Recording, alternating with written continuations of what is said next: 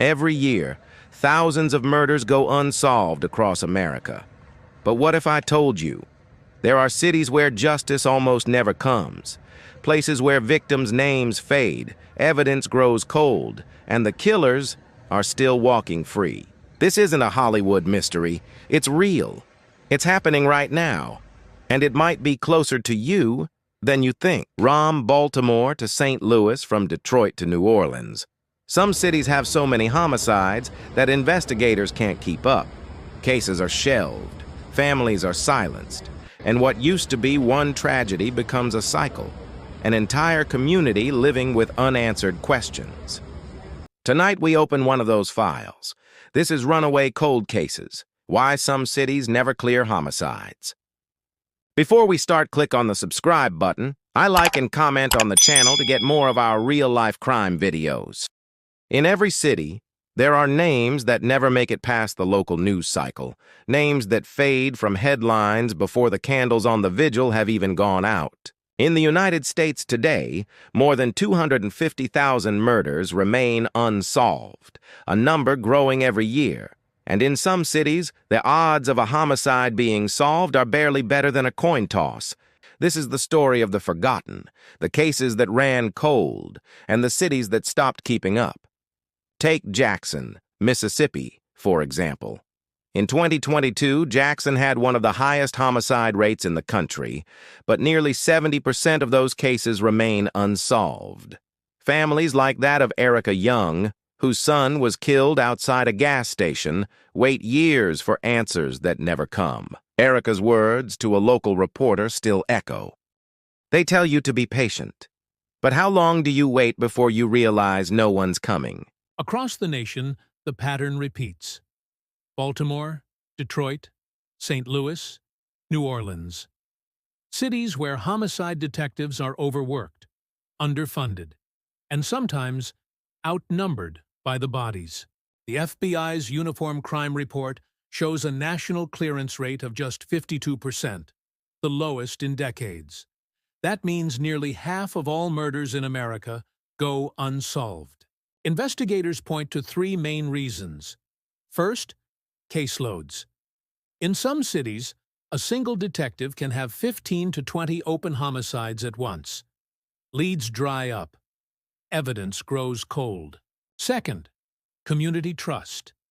In neighborhoods with deep mistrust of police, witnesses don't talk.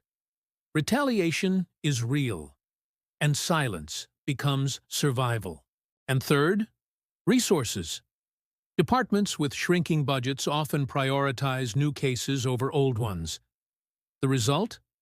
Files gather dust. But not every city accepts it.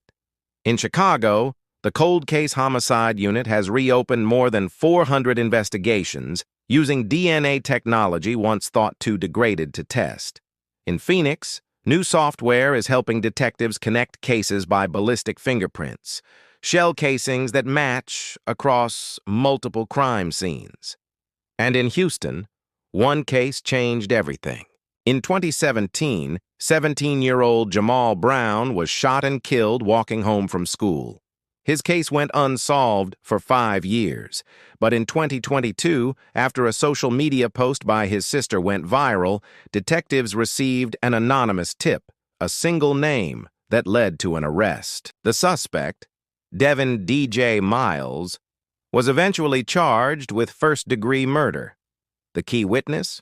Someone who'd been too afraid to come forward until they saw the story shared thousands of times online. It was proof that in an age of technology, even the coldest cases can thaw.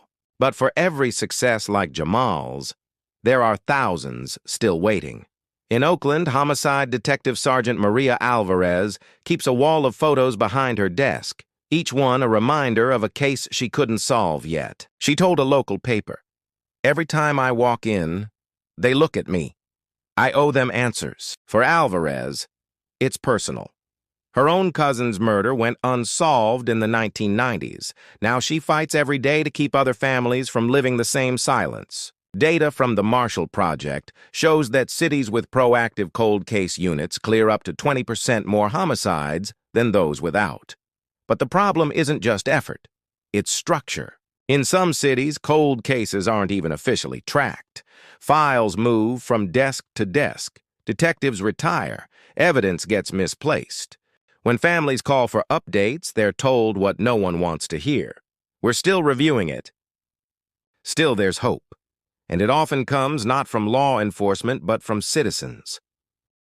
Podcasts, YouTube channels, and online communities like the Cold Case Foundation and NameUse have become digital detectives, sharing evidence, connecting tips, and sometimes finding answers where official systems failed.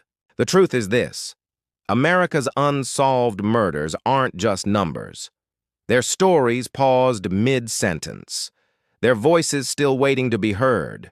Until every family gets closure, until every killer is caught, the question lingers. How can a country so connected lose track of so many? Because when justice sleeps, memory must stay awake. Please, my people, like, share, subscribe to this YouTube channel to get more of our videos.